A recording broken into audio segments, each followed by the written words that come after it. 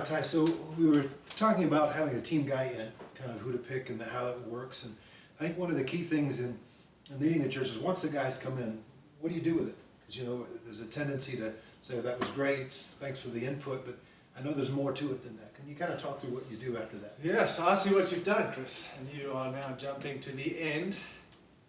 And we're going to miss the middle, and God willing, we'll come back to the middle, because that's probably some important truth. But it's a good truth. It's a good question. I think, again, if we understand partnership and understand the reason for the gathering and bringing the team guy in or the team person in, then you'll also realize that it's not just back to business as normal. It's you've got to understand that as best as we can as a team, and I've asked my team to keep doing this, is that we've done our best to hear God. We're not just bringing our latest and greatest revelation.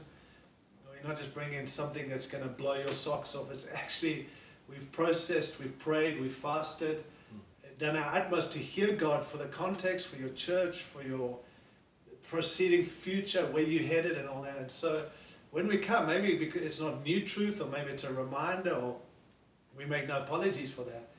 But we do want to let you know that we've done our best to hear God. And so all that we're offloading, all that we're preaching and sharing, we believe we've heard God on, we've done our best to hear God.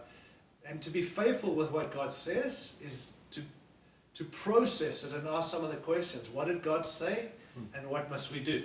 Yeah. And if it's to keep going, then that's great. If it's to adjust, which I just want to suggest that the majority of input that God does bring is that we need to adjust some things. We all kind of get focused on our thing or the thing, and then when we get someone in who's just challenging by another way of seeing it, suddenly, oh yeah, we've missed the point, or maybe we've focused on the big picture, the king and the kingdom comes back again. And so there is always generally a shifting, maybe it's just heart or intention. But if you just stand up and say, great preach, thank you very much, good truth, go listen to it online, but we're going to carry on with our series next week. In my opinion, it's a little bit disheartening, because you're telling people great truth, but we're going to get back to what we really believe God's saying. And maybe not saying that, but it is what's coming across. So my perspective, that's why 3 or 4 times a year is all you want guys to come in. And then in doing that, you can then process together what God has said, and bring your elders together after that time, if you have an eldership team or a leadership team, and sit down and chew through what has God said, what do you believe God's saying, how are we going to adjust, is there anything we need to, again, not to point fingers at, but to help us be more effective. That's what these gifts are given, to help equip the saints for ministry, but ultimately to mature people and bring them to maturity. Sure. And so that's why we've got to process these things and make sure maybe there's a shift, maybe God's highlighted something that maybe says, let's pause our series for a moment and let's re-preach, or let's take some of these points and maybe for the next few weeks just re-massage them into the people, into the ministry, into the life, into the foundation of our churches. Yeah. Maybe what's the adjustment, what's God saying, what must we do? Because whenever God speaks, there's a reason, and it's that we would go and do something. And so I think we can do a lot better in that. Maybe make some effort to just get some people in the local church, in your church, to give some feedback publicly the next week, or what has God said, what do you feel, how was that helpful? It's just helping people understand, not a guest speaker, not a tag on, not an add on, not just a continuance in your series, but actually these gifts have come in for God to speak into our lives, regardless of the gift, not just the prophet. Right. Apostle, prophet, evangelist, pastor, and teacher, all 5 gifts are given by Christ for the church. So whichever gift you're getting in, can I suggest they're doing their best to hear God, and you've got to be faithful in hearing God and maybe working it out, saying, what did God say? And so, yeah, it's not just business as usual, great preach, let's carry on. Yeah. It's really filtering through the things God said personally and the things He wants us to do corporately, publicly, and how we can adjust and how we need to massage these truths in again and again. Yeah, I mean, I've seen a lot of guys even take what's been taught and give it out to the connect groups, and have those guys kind of talk through it, chew through it, so people can take it to a deeper level. And I have to confess, there's been times I felt like you've given me my next series, and now having you in and that kind of thing.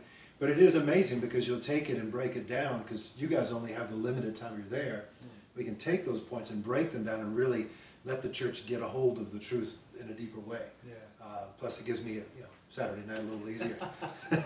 But it is that. And I mean, honestly, can I just say, personally, that nothing blesses me more than to hear someone say, we're going to take this and we're going to massage it and look it and re-preach it. And it blesses us to know it's not just a waste, to be honest. Yeah. And I think that's true partnership, that's understanding. As you would who preach, love your people to take it and actually live it out, in the same sense we would like that. And it's not about us, but it just makes it worthwhile. We don't feel like we've just fulfilled or filled a pulpit for a Sunday or given a guy a break. We've actually, we build him, and we love the blessing part of what we do, but we really focus on the building. Yeah. And to build means you've got to keep laying stuff, and you've got to make sure that what God's saying is being massaged into your local church. Even some of the team guys, which I love. I've preached stuff obviously in our team meetings or even in some of the churches that are in partnership with us, and some of those team guys have literally taken those truths almost verbatim, which is great because it's from the Bible anyway. But brought it and preached it in the churches we were leading, and it was like the message I gave them, they're now preaching back in our church. And amazing how many of the people in our church would come and say, gee, this is great, when are you going to start preaching this?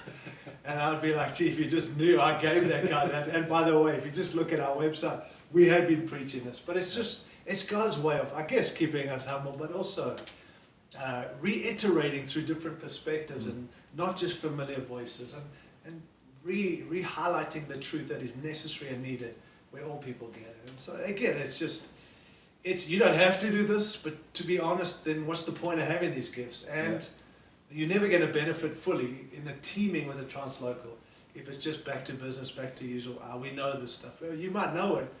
You probably do know it. Your people probably know it. But the question is, are we doing it? And that is a big difference. Knowing and doing is not the same.